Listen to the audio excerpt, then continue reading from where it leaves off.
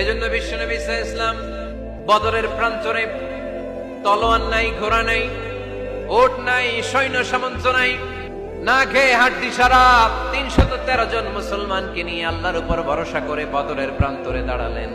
আর ওইদিকে কাফেরদের সৈন্যবাহিনী ছিল 1000। কয় হাজার? মুসলমান কয়জন? মাত্র 313 জন। ওদের কাছে অস্ত্র শস্ত্রে সজ্জিত সেনাবাহিনী।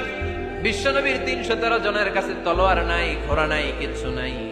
বিশ্বনবী আল্লাহর উপর ভরসা করে এক মুষ্টি বালি নিয়ে ওয়াশাহাতিল ওযু, কাফেরদের চোখগুলো ধ্বংস হোক বলে তিনি বালুগুলো ছড়িয়ে দিলেন। মুহূর্তের মধ্যে 1000 সৈন্যবাহিনীর কাফের সৈনিকদের চোখের মধ্যে ধূলিকণা পৌঁছে দিল কে?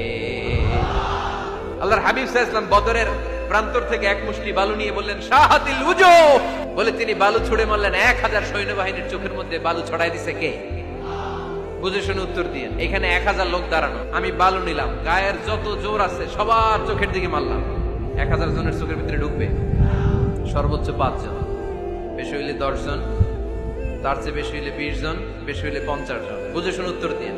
আমার মুষ্টিবদ্ধ বালু ছুঁড়ে মারলে 1000 মানুষের চোখের মধ্যে পড়বে? আওয়াজ করে বলেন পড়বে। এজন্য আল্লাহ বলেন নবী ওটা তুমি মারো নাই, ওটা আমি মারছি। সুবহানাল্লাহ নাই? নবী হে বালু তুমি ঠিকই তোমার হাতে নিয়েছো, কিন্তু আমি আল্লাহ নিজ দায়িত্বে 1000 কাফেরের চোখের ভেতরে বালুগুলো পৌঁছে দিয়েছি।